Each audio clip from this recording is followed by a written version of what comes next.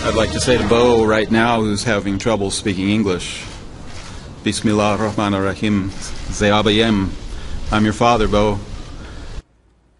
Those were the parents of Sergeant Bo Bergdahl, invited to be with President Obama in the Rose Garden on May 31st as their son's release was announced.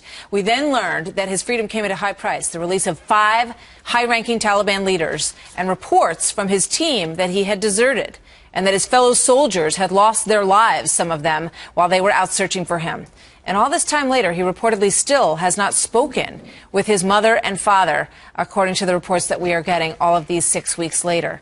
Very strange stories surrounding all of this. And now the news that he is set to get back to work at a desk job and could collect $350,000 in back pay for the time that he was held over the course of those 5 years. I'm rejoined now by a guest who has been with us over the course of this story. Sergeant Evan Buetow was Sergeant Bergdahl's team leader.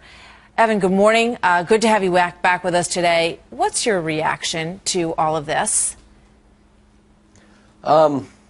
It's a little confusing to me that he's going back to active duty.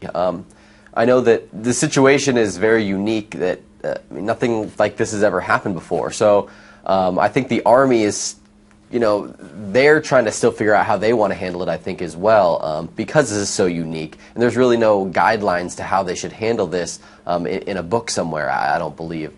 Now, if you look at some of the emails that he sent home before he deserted and some of the other things that he said, if those are confirmed to be true, it sounds like he never really liked the Army, or he did not like America. He said he was ashamed to be an American. So I do think it's a little... do you believe that he deserted your team, Evan? Oh, yes, 100%. He walked away in the middle of Afghanistan, and I do not believe he intended to come back. He mailed his things home, and he walked away from us.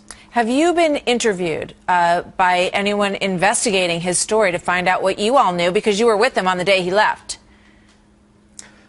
Since the new investigation has started, I think about a month ago or 3 weeks ago or so, I and no one else from the platoon has been contacted yet for that investigation. Now, the investigation that took place in 2009, right after he left, we were contacted by multiple agencies and multiple people doing all sorts of investigations, and we spoke to them as well in 2009. But since this new investigation has started, we have not been contacted. All right, Evan, thank you very much.